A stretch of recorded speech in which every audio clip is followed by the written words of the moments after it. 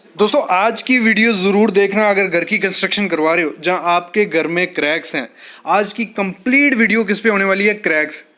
कितने टाइप के क्रैक्स होते हैं, क्यों आते हैं, उनको सही कैसे कर सकते हैं, ये सब चीज़ें आज की वीडियो में आप देखने वाले हो। मतलब थोड़ी वीडियो लंबी है, 30 मिनट की वीडियो है, लेकिन इसमें पूरी वीडियो में क्या बात होगी?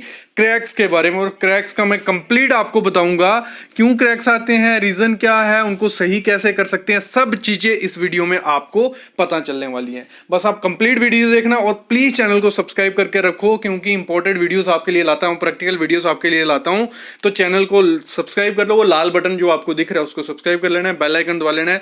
बाकी जो हमारी सीरीज स्टार्ट हुई है अभी फॉल सीलिंग की, उसकी 4 वीडियोस आ चुकी हैं, वो भी जाके देखो। फॉल सीलिंग की अभी पुट्टी पे भी आने वाला है। बाकी चैनल पे 800 प्लस वीडियोस हैं जो आपके लिए काफ़ी अच्छी हैं अपने घर बनाने के लिए और नॉलेज गेन करने के लिए। अभी हम स्टार्ट करते हैं। तो जो ये सामने आप क्रैक देख रहे हो, मतलब जिनकी मोटाई विड्थ काफ़ी ज़्यादा थी, जो आपने शुरुआत में देखे और जो आप सामने आपको दिख रहे भी हैं, उनके आने के 2 ही रीज़न हो सकते हैं मेन। जो जिस टाइप के ये क्रैक्स दिख रहे हैं, एक तो सेटलमेंट, जो मेनली हर रीज़न रहता है क्रैक्स में, जो बड़े क्रैक्स दिखते हैं वो सेटलमेंट से होता है। मतलब सेटलमेंट हो गया, नीचे की जो मिट्टी होगी वो बैठ जाएगा।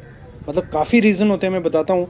तो अगर बाई चांस नीचे की मिट्टी जो अगर बैठ जाए, उसकी वजह से जो क्रैक्स दिखते हैं दीवारों में, वो काफ़ी, उनकी मोटाई भी काफ़ी बड़ी होती है और काफ़ी ज़्यादा रिस्की भी होते हैं। जो आप सामने क्रैक्स देख रहे हो वो एक सेटलमेंट से हो सकते हैं।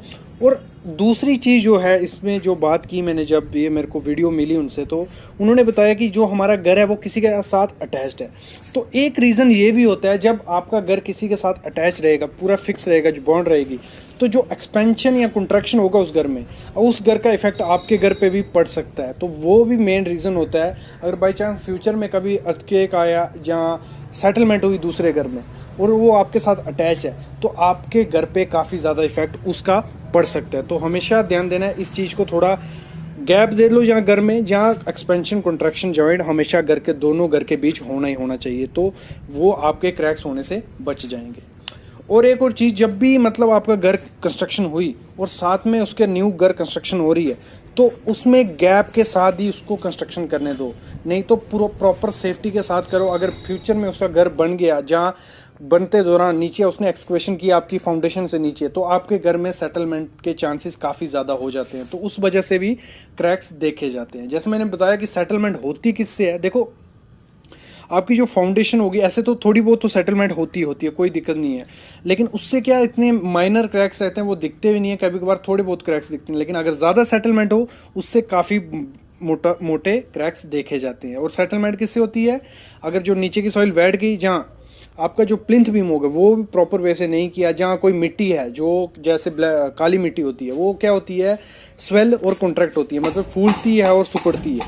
तो उस वजह से भी क्या होता है, मिट्टी में हलचल की वजह से जो फाउंडेशन होती है वो बैठती है या उठती है, उस वजह से भी क्रैक आते हैं। हमेशा ध्यान देना है, जब भी घर बनाना है तो फाउंडेशन आपको पूरी प्रॉपर डिज़ाइन में से करनी है। जो आर्किटेक्ट वगैरह होगा उससे कंसल्ट करके ही आपको फाउंडेशन बनानी है, और उसकी डेप्थ प्रॉपर होनी चाहिए।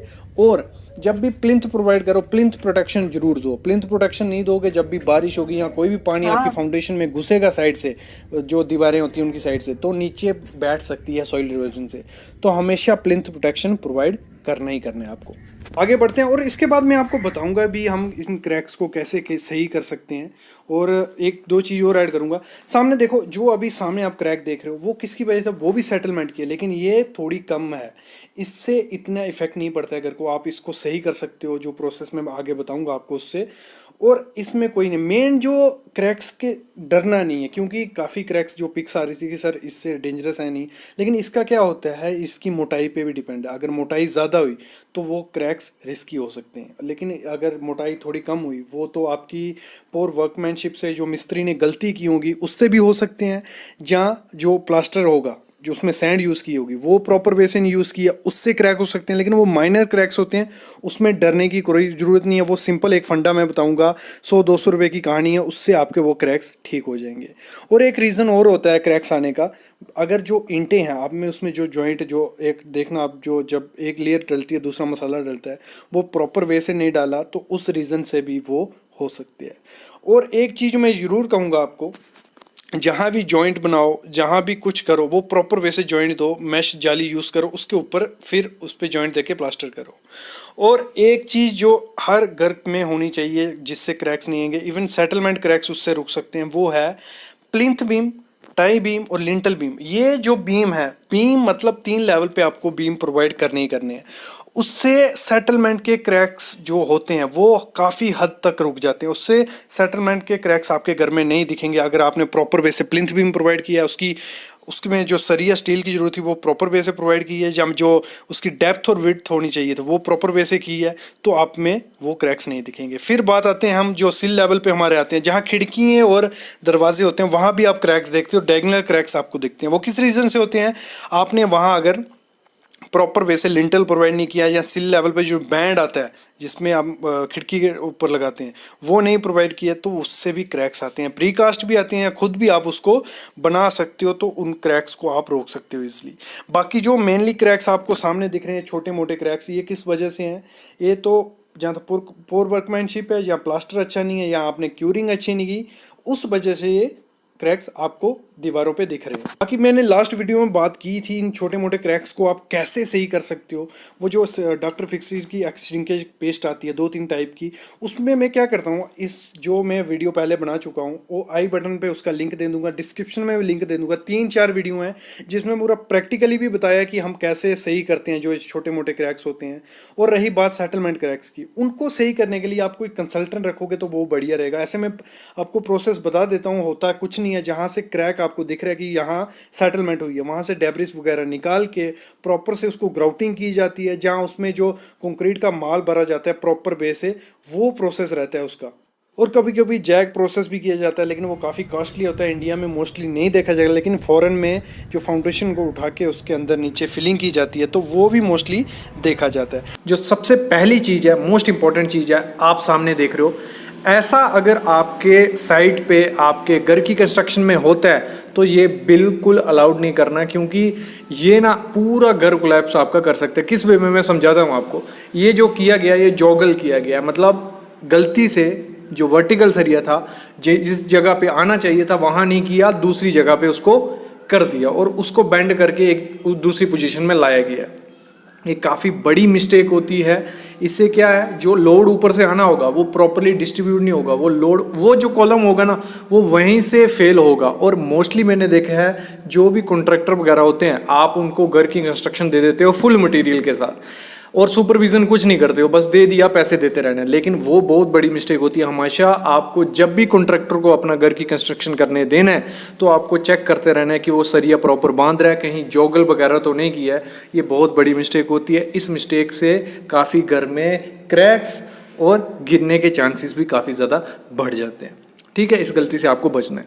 अगली जो चीज़ है वो भी कॉलम से रिलेटेड है। अगर बाई चांस आपका कॉलम जो होता है वो वर्टिकल नहीं हुआ, मतलब उसका जो हम प्लम बॉब चेक करते हैं, मतलब उसकी वर्टिकलिटी चेक करते हैं कि कॉलम हमारा सीधा है कि नहीं। अगर कॉलम सीधा नहीं हुआ, उसमें 5 से 10 mm अगर 1 इंच भी मतलब उसमें टेढ़ा हुआ, तो वो फेल सबसे ज़्यादा पहले वहीं से होगा, कॉलम पे, क्योंकि हमारा कॉलम ही है जो पूरा स्लैब का लोड डिस्ट्रीब्यूट कर रहा है नीचे तक। अगर वही सीधा नहीं हुआ तो अगर लोड बढ़ा तो फेलियर वो वहीं से होगा। और सरिये बांधने की एक तो हमने स्टार्टिंग में देख रही काफ़ी बड़ी मिस्टेक करते हैं। दूसरी मिस्टेक करते हैं जो हमारा सरिया होता है उसमें एक ही जगह से उसको कट कर देते हैं, मतलब लैप नहीं देते, तो वो बहुत बड़ी मिस्टेक होती है। उसको आपको अल्टरनेट लैप देना है, मतलब एक सरिया आपका लंबा होगा उधर लैप होगा, एक थोड़ा छोटा होगा उधर लैप होगा, मतलब एक ही जगह आपको कभी लैप नहीं देना होता। ये काफ़ी बड़ी मिस्टेक होती है। और सामने जैसे आप देख रहे हो, ये सरिया क्या किया है, ये हमारा कॉलम था जो 230 बाई 300 का, 230 की तरफ 3 सरिये डाल दिए, लेकिन 300 में देखो बीच में कितनी जगह बची हुई है, इसमें कोई सरिया नहीं है। तो ये भी काफ़ी बड़ी मिस्टेक होती है। इन मिस्टेक से आपको बचना ही बचना है। अगली चीज़ है, मोस्टली घर जो क्लैप्स होते हैं वो गिरते हैं, वो फुटिंग की वजह से। अभी हालांकि बिहार में आपने एक वीडियो देखा होगा, 2 स्टोरी की बिल्डिंग एकदम गिर गई। वो किस वजह से गिरी? फुटिंग फेलियर के कारण। फुटिंग अगर आपने प्रॉपर से नहीं दी, मतलब प्रॉपर डेप्थ तक आप नहीं गए, अगर लगा लो आप 1 स्टोरी की मंजिली बना रहे हो, 1 स्टोरी का घर बना रहे हो, फिर भी आपको 5 से 6 फुट नीचे जाना ही जाना है। मतलब भले आपकी सॉइल अच्छी है, मतलब उसमें हार्ड स्टार्टा है, लेकिन फिर भी 5 से 6 फुट जाना है। अगर काली मिट्टी है, मतलब काली मिट्टी है या पत्थर नहीं है, लूज़ मिट्टी है, तो उस केस में आपको 6 से 7 फुट जाना ही जाना होता है। और फुटिंग आपको प्रॉपर डिज़ाइन करवानी है, क्योंकि लोग क्या करते हैं, जो फ्लैट फुटिंग नीचे भर देते हैं, मतलब 6 इंच या 7 इंच उसकी भराई कर देंगे, नीचे उससे कॉलम निकाल देंगे, वो सबसे जल्दी फेल होता है कॉलम। तो आपको क्या करना है, ट्रेपोजोइडल फुटिंग जो रहती है, मतलब ऐसे स्लोप होती है चारों तरफ फुटिंग की, वैसी फुटिंग आपको हमेशा प्रोवाइड करनी है और आपको प्रॉपर उसमें ध्यान देना है। अगली चीज़ है जो ये किसके रिलेटेड है, फुटिंग के रिलेटेड ही है, लेकिन उसमें क्या होता है, जब हम फुटिंग प्रोवाइड करते हैं तो उसमें डेप्थ काफ़ी ज़्यादा मैटर करती है, उसका स्टील काफ़ी ज़्यादा मैटर करता है। और प्लिंथ बीम, देखो फुटिंग दे दी, ऊपर आपको ग्राउंड बीम या प्लिंथ बीम देने ही होता है। फ्यूचर में क्या होता है, अगर आपने बाई चांस चारों तरफ प्लिंथ प्रोटेक्शन नहीं की है, पानी फुटिंग के अंदर घुसा और आपकी फुटिंग थोड़ी बहुत सेटलमेंट हुई, नीचे बैठी, तो थोड़ी बहुत बैठी तो वो प्लिंथ बीम काउंटर कर लेगा, आपकी दीवारों में वो क्रैक्स नहीं दिखेंगे। लेकिन अगर वो ज़्यादा बैठ गई, आपने प्लिंथ बीम नहीं दिया, तो आपकी दीवारों में क्रैक्स ही क्रैक्स दिखेंगे। तो आपको अगर अपना घर मतलब अर्थ की एक सुरक्षित बनाना है या सेटलमेंट नीचे हो, कोई फ़र्क नहीं पड़े, तो आपको क्या करना है, नीचे प्लिंथ बीम देना है, मतलब फुटिंग होगी हमारी, फिर आपको देना है प्लिंथ बीम, फिर आपको देना है 2400 पे, जहाँ आप बोल दे 8 फुट पे लिंटल बीम, फिर ऊपर स्लैब बीम, फिर उसके स्लैब, मतलब 3 बीम आपके घर में आने ही आने चाहिए, step by plinth, lintel, slab beam, 3 beam आएंगे, आपके घर में क्रैक्स काफ़ी ज़्यादा कम हो जाएंगे, 0 क्रैक्स आपको देखने को मिलेंगे। और आप देखते हो कि आपके स्लैब में क्रैक्स देखने को मिलते हैं, वो किसकी वजह से मिलते हैं, एक तो वो शटरिंग जब सेटलमेंट होती है, और हमेशा शटरिंग जो आपको यूज़ करनी है, शटरिंग इस हिसाब से यूज़ करनी है कि जो प्रॉपर शटरिंग हो, वो शटरिंग यूज़ नहीं करनी है बल्ली लगाई नीचे 4 ईंटें रख दी, या बल्ली लगाई नीचे राफ्टर रख दिया, या टेढ़ी बल्ली लगा दी। उसमें क्या होता है, जब स्लैब में लोड पड़ता है, नीचे थोड़ी बहुत भी मूवमेंट होगी तो ऊपर हमारी सेटलमेंट क्या, छोटे माइनर क्रैक्स, जो हेयर लाइन क्रैक्स, वो क्रिएट हो जाते हैं। जब शटरिंग खोलते हो, धीरे धीरे टाइम के साथ वो बड़े क्रैक हो जाते हैं और लीकेज की, सीपेज की उधर परेशानी आती रहती है।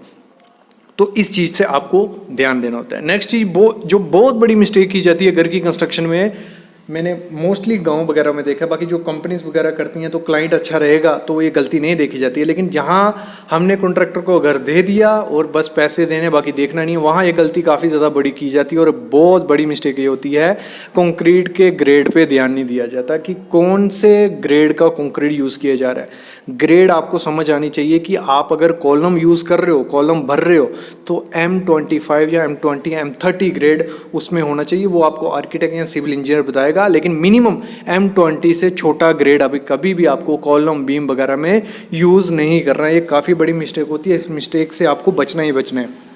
और पीसीसी का अलग ग्रेड रखना है। मैंने देखा है जब भी घर की कंस्ट्रक्शन करवाई जाती है ऐसी जगह पे, एक ही ग्रेड चल रहा होता है, मतलब 2 बोरी सीमेंट और 2-4 बोरी एग्रीगेट सैंड, इस हिसाब से किया जाता है। कोई मतलब कोई प्योर चीज़ उसमें नहीं मेंशन होती कि M20 या मतलब 1:2:3 रेशो के हिसाब से या बोरी के हिसाब से ही कोई ग्रेड वहाँ स्पेसिफाई नहीं होता है। तो आपको ये चीज़ ध्यान देनी है, अगर आप स्लैब करवा रहे हो, स्लैब में कौन सा ग्रेड पड़ेगा, कॉलम में, बीम में, पीसीसी में, हर चीज़ में ये चीज़ें मेंशन होनी चाहिए, फिर ही उसके बाद ये चीज़ें करनी होती है। अगली काफ़ी बड़ी मिस्टेक होती है कवर ब्लॉक।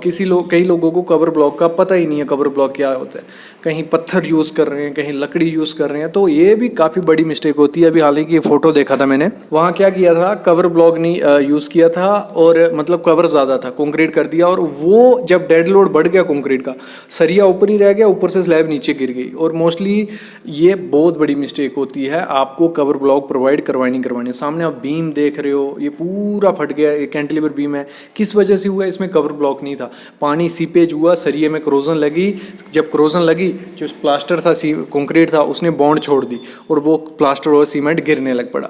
तो ये बड़ी मिस्टेक होती है। आपको नीचे कवर ब्लॉक प्रोवाइड करवाना है, स्लैब आपकी 25 mm का करो, कॉलम आपका 40 या 50 mm का करो, फुटिंग है 75 mm का करो, ये सब मेंशन है। और ये सिविल साइड विजिट चैनल इसीलिए बनाया आपके लिए, इसमें 700-800 वीडियोज़ हैं जो यही चीज़ आपको रिपीट करवाते जा रहे हैं कि आप लोग सीखो और कंस्ट्रक्शन आपकी अच्छी क्वालिटी की होती जाए। ये आपको मैंने 6 से 7 मिस्टेक्स बताई, ऐसी 3 वीडियो और आने वाली हैं, उसमें मैं साथ करके और मैं आपको बताने वाला हूँ कि क्या क्या मिस्टेक्स होती हैं। अभी एक इसमें और ऐड कर देता हूँ, जो प्लास्टर हम करते हैं उसकी कभी भी थिकनेस 20 mm से ज़्यादा नहीं करना। 20 mm से अगर सीलिंग में मैंने देखा है क्या होता है, शटर में बताता हूँ, इसको क्लियर करता हूँ। शटरिंग जब की जाती है तो प्रॉपर से शटरिंग नहीं की, लेवल में नहीं की, वो सामने अंडुलेशन दिख रही होती है, ऊपर नीचे शटरिंग दिख रही होती है।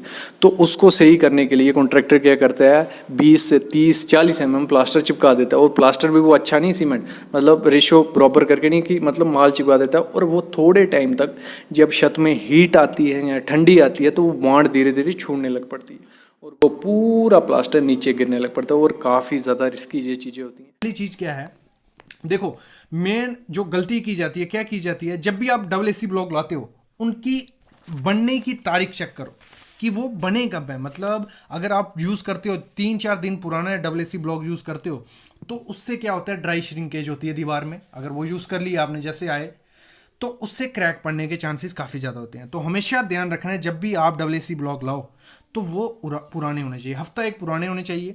और उनको रखो कैसे, मतलब एक स्टैगिंग करनी है, नीचे कम से कम 3-4 इंच, ज़्यादा उससे हो पॉसिबल हो 1 फुट रखो, नीचे 1 फुट ज़मीन से ऊंचे पे आपको डबल एसी ब्लॉक रखने। कभी भी ऐसे बिखेर नहीं देने, जहाँ नीचे ज़मीन पे मत रख देना, क्योंकि क्या होता है डबल एसी ब्लॉक मॉइस्चर जल्दी सोखते हैं। मतलब नीचे का जब नए नए बने होते हैं तो वही चीज़ है, जब वो मॉइस्चर सोख लेंगे तो उसमें बाद में ड्राई श्रिंकेज होती है, वो सिकुड़ते हैं, तो उस चीज़ से क्रैक आते हैं। ये पहली मिस्टेक की जाती है जिसकी वजह से क्रैक आते हैं। क्या है, पुराने यूज़ किए जाते हैं, मतलब जो जभी तभी बने 72 घंटे में जो बना रहता है ना, उसको अगर यूज़ कर दोगे और थोड़ी देर में वो श्रिंक हो जाएगा। तो ये गलती नहीं करनी है।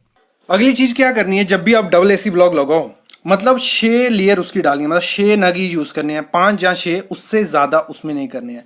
जब वो यूज़ हो गए उसमें एक बैंड प्रोवाइड करना है, सिल लेवल पे भी करो, लिंटर लेवल पे भी। सामने आप देख रहे हो उसका विजुअल भी देखो, हमने कंक्रीट का भले पीसीसी डालो, 8 mm का सरिया डाल दो उसमें, लेकिन उसमें यूज़ करो, मतलब बैंड डालना ही डालना है। अगर एकदम 3 मीटर या 2 मीटर हाइट पे कर दी, एक ही दिन में कर दी और उसमें कोई बैंड प्रोवाइड नहीं किया जो सिल लेवल पे बीम, तो उससे भी क्रैक आते हैं। तो ऐसा करना है, नीचे भी आपको सिल लेवल पे भी प्रोवाइड करना है, ऊपर भी करना है। और एक दिन में कितने लेयर डालनी है, 6 ब्लॉक की ही लेयर डालनी है, ये हमेशा ध्यान रखना है। इस कारण से भी क्रैक आते हैं।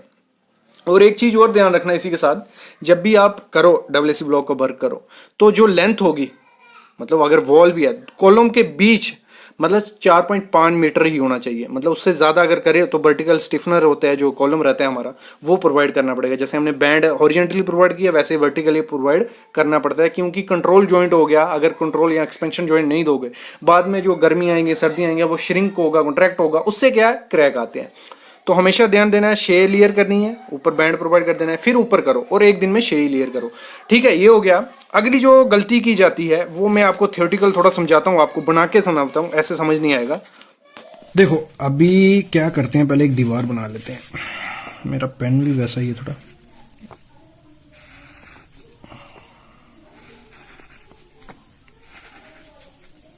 ये दीवार आ गई हमारी, मतलब ये ब्लॉक शो कर देते हैं।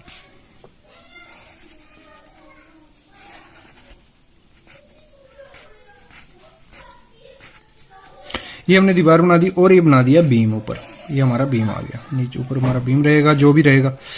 तो इसमें क्या करते हैं, जब भी दीवार बनाते हैं नीचे तो प्रॉपर तो नहीं है कि पूरे डिस्टेंस पे हो हमारे ब्लॉक पूरे फिट आ जाएं ऊपर तक, तो ऊपर थोड़ी थोड़ी जगह बच जाती है, कभी कहीं जगह पूरा ऊपर हो जाता है, कहीं जगह नीचे बच जाती है। तो उसी कारण क्या होता है, जब उसमें क्या होता है पॉइंट लोड बन जाता है। वो यहाँ अगर यहाँ टच हो गया है, यहाँ तो ठीक है, यहाँ क्या होगा, यहां सिर्फ पॉइंट लोड हो जाएगा। तो हमेशा क्या करना है, जब भी आप प्रोवाइड करो ब्लॉक, यहां तो नीचे से ही ऐसे लेके चलो कि आपकी फुल पैकिंग आ जाए। वैसे तो पॉसिबल नहीं है इतना कि नीचे से लेके चलें फुल पैकिंग आ जाए, लेकिन आपको हमेशा पैकिंग फुल करनी है। उसमें मतलब अगर पॉसिबल है तो कंक्रीट का माल डाल दो या उसमें शॉर्टक्रीट का माल डाल दो। तो हमेशा फुल पैकिंग होनी चाहिए कि बीम का load as a work UDL work करे, मतलब टोटल ट्रांसफर हो और पूरी दीवार उसको ट्रांसफर करे नीचे।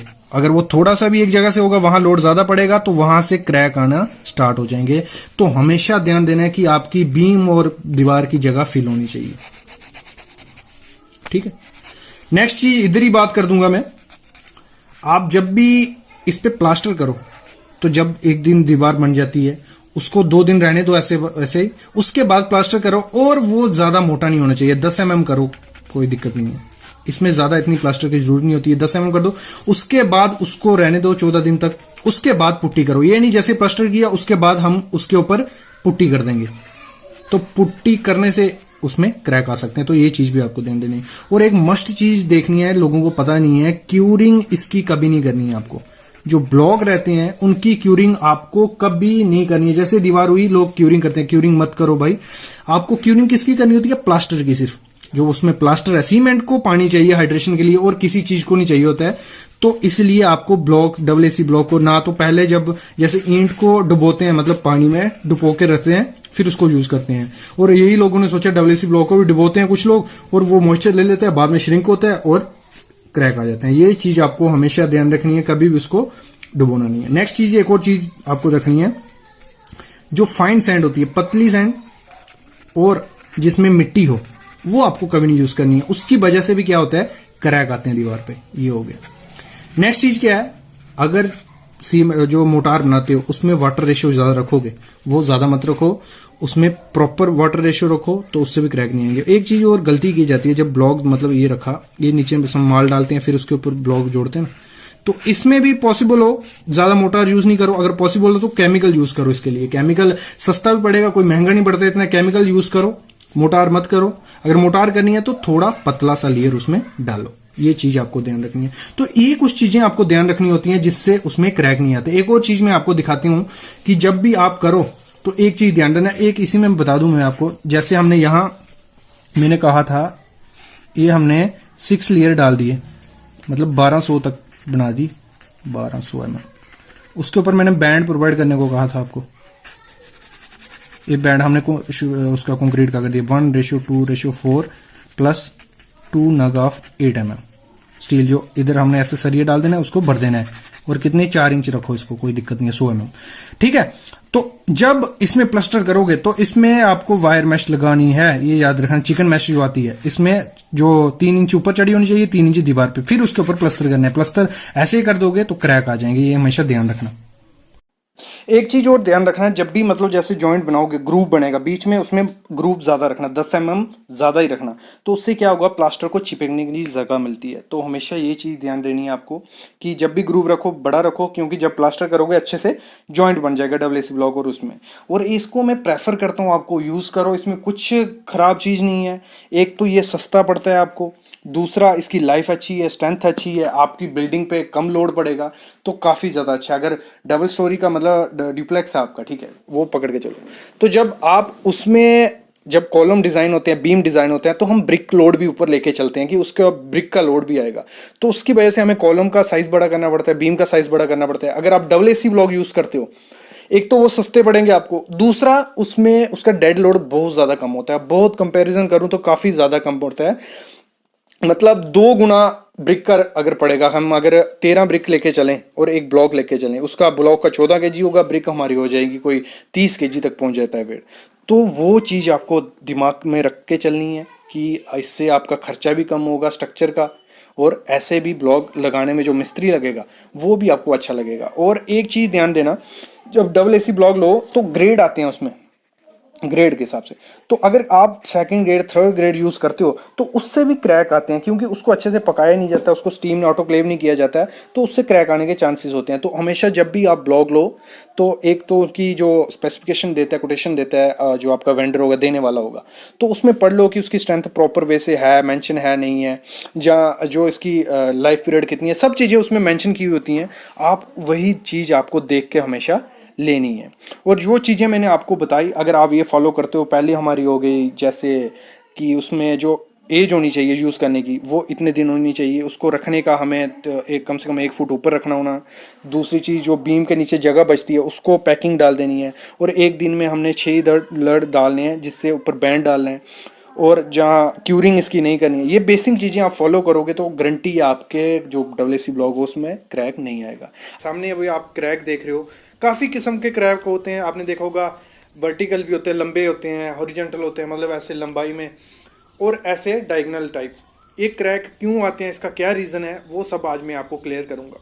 और ये भी बताऊँगा कि हम उसको कैसे सस्ते में सही कर सकते हैं। और वो कौन से क्रैक हैं जो हार्मफुल नहीं है घर के लिए और जो कौन से डेंजरस होते हैं, ये डिपेंड करता है क्रैक की विड्थ पे कि विड्थ उसकी कितनी है। देखो 0.1 mm भी होते हैं और 6 mm तक से 10 mm तक भी क्रैक होते हैं। तो सबसे खतरनाक क्रैक कौन से होते हैं वो हम बात करेंगे। सबसे पहले सामने क्रैक देख रहे हो, इसकी कोई 1 से 2 mm इसकी विड्थ है, तो ये क्रैक हानिकारक है आपके घर के लिए कि नहीं। मैं अगर ऐसे अपने एक्सपीरियंस से बताएं, जहाँ ऐसे भी जो है जो 3 mm से छोटा क्रैक होता है कुछ जगहों पे, वो हार्मफुल नहीं है आपके घर के लिए, वो एक्सेप्टेबल है, कोई दिक्कत नहीं है। बस वो आपकी थोड़ा देखने में खराब लगेगा दीवार पे, लेकिन वो इतना हार्मफुल नहीं होता है। लेकिन जो 4 mm से बड़ा क्रैक होता है वो हार्मफुल आपके घर के लिए हो सकता है। ये सामने आप देख रहे हो जो क्रैक, ये किस वजह से आया है? मेनली ऐसे क्रैक 3 रीजन से आते हैं। एक तो आपने जो मोटार बनाया है उसकी रेशो प्रॉपर नहीं रखी है, जैसे हम प्लास्टर के लिए यूज़ कर रहे हैं 1:6, उसमें आपने लोचा मारा है तो वो हो सकता है। दूसरा, जो आपने सैंड यूज़ की है वो रिवर सैंड होगी तो उसमें मिट्टी हो सकती है, तो मिट्टी से भी ये क्रैक्स हो सकती है। तीसरा, श्रिंकेज क्रैक हो गए या प्रॉपर क्यूरिंग नहीं आपने की, तो वो भी मेन काज हो सकता है ऐसे क्रैक का। ऐसे क्रैक मोस्टली हर घर में देखे जाते हैं। जैसे आपने देखा होगा कि स्पाइडर जैसे जाला जैसा बुनता है तो वैसे क्रैक बन जाते हैं, वो भी क्यूरिंग आप प्रॉपर वे से नहीं करोगे तो वो क्रैक भी हो सकते हैं। मेनली जो खतरनाक क्रैक हैं वो मैं आगे अभी अच्छे से बताता हूँ आपको। पहले ये बेसिक देख लो, ऐसे क्रैक अगर आपके घर में दिखते हैं तो कोई दिक्कत नहीं है, इतनी इनसे डरने की ज़रूरत नहीं है, क्योंकि ये इतने हार्मफुल क्रैक नहीं होते। क्योंकि जो 3 mm से छोटा क्रैक है वो बेसिकली इतना हार्मफुल आपके लिए नहीं होगा, लेकिन जो बड़े क्रैक होंगे वो डेंजरस हो सकते हैं। और उनको हम प्रॉपर वे से सही कैसे करते हैं, सामने आप जो क्रैक देख रहे हो जो मैं बात कर रहा था थोड़ी देर पहले, ये होते हैं प्रॉपर वे से क्यूरिंग नहीं की या आपकी सैंड अच्छी ना हो। और ये जो क्रैक है ये भी एक सेटलमेंट का रीज़न हो सकता है, सेटलमेंट, या आपका जो बॉन्ड बनाई है ब्रिक की वो प्रॉपर वे से नहीं की गई हो, उससे भी सेटलमेंट होके ऐसे क्रैक दिखते हैं। लेकिन जो आज मेनली मैं बात करने वाला था, जो डेंजरस क्रैक घर के लिए रहते हैं उनको सही कैसे करते हैं, वो आते कैसे हैं, वो मैं बात स्टार्ट करता हूँ। ऐसे क्रैक आपने मोस्टली घर में देखे होंगे, ज्यादातर ये क्रैक दिखते नहीं है, लेकिन जहां दिखते हैं तो ये बहुत ज्यादा खतरनाक क्रैक है। और इनको सही करने का तरीका क्या, देखो क्या होता है, जैसे आपकी ये दीवार है, मैंने एग्जांपल ले ली, ये दीवार है और एक डायगनली आपको दिखेगा क्रैक, ऐसे स्टीयर जैसी बनी होती है, मतलब ये ब्रिक रहती है जो छूट गई होती है, कम से कम 6 से 10 mm का बीच का अंतर आ गया होता है उन दोनों के बीच। ये क्या रीजन होता है? और कभी कभार तो ऐसे भी दिखते हैं, ये मतलब ऐसे दिखेंगे, ऐसे आएंगे और सीधे मतलब वो वॉल के नीचे तक जाते हैं मोस्टली। वो क्रैक का रीजन क्या होता है, और ये बहुत बड़ी चिंता है, वो रीजन हो सकता है आपका नीचे सेटलमेंट हुई है, मतलब नीचे जो जगह थी वो बैठ गई है। अगर आपकी सॉइल थी, कोई कॉटन सॉइल थी, वो स्वेल हुई है या कॉन्ट्रैक्ट हुई है टेम्परेचर चेंजेस से, उसका रीजन हो सकता है। या क्या हो सकता है, आपने प्लिंथ प्रोटेक्शन नहीं प्रोवाइड की है और पानी अंदर घुस गया और यहां से सेट, मतलब ये प्लिंथ बीम थोड़ा बैठ गया और ये दीवार इसके साथ बैठ जाएगी, ये वैसे ही ऊपर रहेगी, तो वो रीजन हो सकता है। जहां आपकी फुटिंग सेटलमेंट हुई है, जो आपने नीचे फुटिंग दी है, जहां प्लिंथ बीम है वो नीचे बैठ गया है, ये मेनली रीजन रहता है ऐसे क्रैक्स का। और ये बहुत ज्यादा खतरनाक चीज है। अगर ऐसे आपके घर में क्रैक दिखें तो वो खराब चीज है, उसको सही करना जरूरी है। तो इसको सही करने के लिए क्या है, सबसे पहले जो क्रैक आपको दिखो, ऐसे पॉसिबल हो तो आपको वहां अगर कंसल्टेंट मिलता है जो क्रैक को सही करते हैं, जिनका काम ही यही है, उनसे अगर आप करवाओगे तो बेस्ट है। लेकिन अगर मैं आपको अल्टरनेट बताऊं वहां पॉसिबल नहीं है, तो डॉक्टर फिक्सिट का 2 टाइप के केमिकल आते हैं। एक होता है एक्स पेस्ट, आपको ऊपर फोटो पिक दिख रही होगी, एक होता है श्रिंकेज पेस्ट। ये दिखते तो कैसे हैं, जैसे बाल पुट्टी नहीं होती वैसे होते हैं, ये मार्केट से मिल जाते हैं, ज्यादा कॉस्टली भी नहीं है। इसको लगाने से क्या करोगे आप, पहले क्या करना है, जहां क्रैक है उसको प्रॉपर वे से, या तो वहां ग्राइंडर अवेलेबल है उसको थोड़ा थोड़ा काट दो, अंदर तक गहरा कर दो, या तो उसको प्रॉपर वे से साफ कर लो, अंदर पानी मार लो, उसको अच्छे से रब कर लो। वो कर लिया, उसके बाद उसको जैसे पानी मार लिया, थोड़ी देर उसको रहने दो। 10 मिनट बाद क्या करना है, एक्स पेस्ट आपकी जो होगी वो पुट्टी की तरह होगी, उसको अच्छे से अंदर घुसा देना है, एक लेयर घुसा लिया, 4 से 6 घंटे तक उसको सूखने देना है। फिर थोड़ा जो स्पेस थोड़ी जो और बची होगी उसमें दूसरी लेयर उसमें डालनी है, फिल कर देनी है, अच्छे से प्रॉपर वे से फिल करनी है कि जगह नहीं बचे। फिल कर दी, उसको 4 से 6 घंटे रहने देना है। उसके बाद जो फाइनल लेयर, मतलब उसकी फिनिशिंग आपको कर देनी है उसी से, जो या एक्स पेस्ट आती है या श्रिंकेज पेस्ट जो डॉक्टर फिक्सिट की, बाकी कंपनीज की भी आती है, अच्छी होती है, लेकिन डॉक्टर फिक्सिट की हमने यूज करवाई है, वो अच्छी होती है। वो कर दोगे फिल तो आपके क्रैक प्रॉपर वे से सही हो जाएंगे, ठीक है। और दूसरे टाइप के जो क्रैक देखे जाते हैं, क्या होता है, ये कॉलम आ गया आपका और ये दीवार आ गई, बीच में दोनों के जॉइंट में क्रैक देखने को मिलता है। जैसे प्लास्टर हो जाता है या अभी दीवार हुई है तो क्रैक दिखना शुरू हो जाता है। तो ये तो क्रैक नॉर्मल है, इसको अवॉइड कर सकते हैं। मैं वीडियो डाली थी कि कॉलम और ब्रिक साथ साथ में करोगे उससे भी हो सकता है। प्रॉपर वे से अगर आप मोटार लगा के करोगे या हाकिंग करके करोगे तब भी हो सकता है। लेकिन जब अब ये हो गया तो इसको सही कैसे करेंगे, एक वायर मैश आती है, जैसे मुर्गा जाली जिसे बोलते हैं, ऐसे दोनों तरफ 3-3 इंच चढ़ा देनी है। ये मुर्गा जाली ऐसे जो आपने देखी होगी सबने, वो मार्केट में आपको मिल जाएगी, दोनों तरफ चढ़ा लेनी है। उसके बाद इसके ऊपर प्लास्टर करना है, तो आपको ये क्रैक्स नहीं दिखेंगे, ठीक है। और एक और क्रैक आपको दिखते हैं, जैसे विंडो है, विंडो से ऐसे ऐसे क्रैक निकले होते हैं। ये भी मतलब एक लगा लो सेटलमेंट का ही है हिस्सा है कि क्या होता है, जो दीवार का लोड होता है वो कहीं ज्यादा हो जाता है, कभी कम हो जाता है, तो उसकी वजह से ये क्रैक्स मोस्टली देखने को मिलते हैं, ठीक है। इसको अवॉइड कैसे करना है कि कॉलम प्रोवाइड, मतलब मैं तो यही प्रेफर करता हूं कि लोड बेरिंग स्ट्रक्चर कम बनाओ। लोड बेरिंग स्ट्रक्चर में ज्यादा क्रैक्स देखने को मिलते हैं। तो कॉलम जब आपने प्रोवाइड किए होंगे तो जो लोड होगा वो कॉलम पे जाएगा, दीवार पे नहीं जाएगा। जहां कटआउट होगा आपका, जहां विंडो होगी, वहां ये क्रैक ऐसे क्रैक देखने को कम मिलते हैं। तो मेनली यही क्रैक मैंने जो कहा, आपके जो लगभग 4 mm से 6 mm जो क्रैक दिखते हैं वो मोस्टली किससे आते हैं, यहाँ पे जो आपने जॉइंट प्रोवाइड किया होता है ब्रिक में, वो प्रॉपर वे से नहीं किया होता है, उसकी वजह से सेटलमेंट हो जाती है। या फुटिंग, मेनली फुटिंग सेटलमेंट से ही वो क्रैक देखने को मिलते हैं। और बाकी जो 3 mm से छोटे क्रैक होते हैं वो उनकी कोई इतनी ज्यादा समस्या नहीं है, लेकिन आप उनको सही कर सकते हो इसी डॉक्टर फिक्सिट पेस्ट से।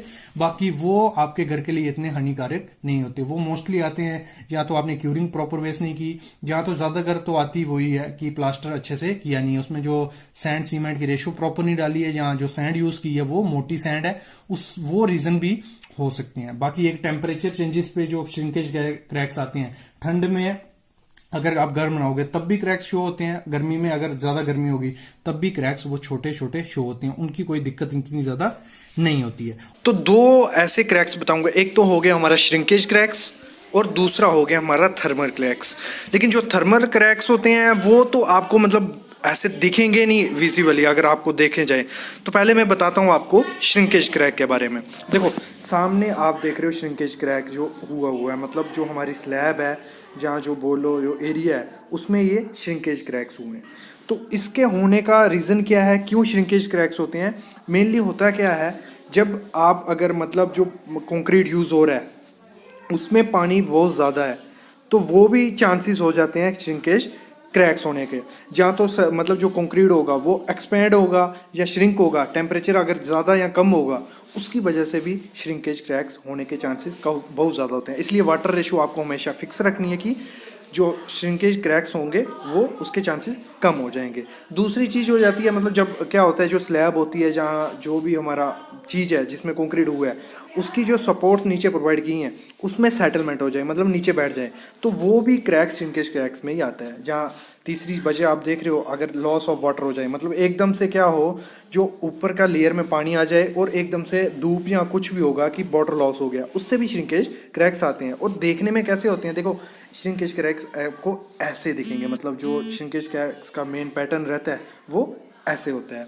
अगर मतलब आपने जैसे ही आपकी कंक्रीटिंग हुई, विदिन 3 आवर आपने उसको क्यूरिंग प्रॉपर वे से नहीं की या वेट है क्लोथ उस पर नहीं डाला, तो क्रैक्स हो सकते हैं। और ये काफ़ी ख़राब चीज़ है। इससे क्या होगा, जो पानी आपका होगा वो पोर से अंदर जाएगा और जो हमारा स्टील रहता है उसको डिट्रॉयड करके ख़राब कर सकता है।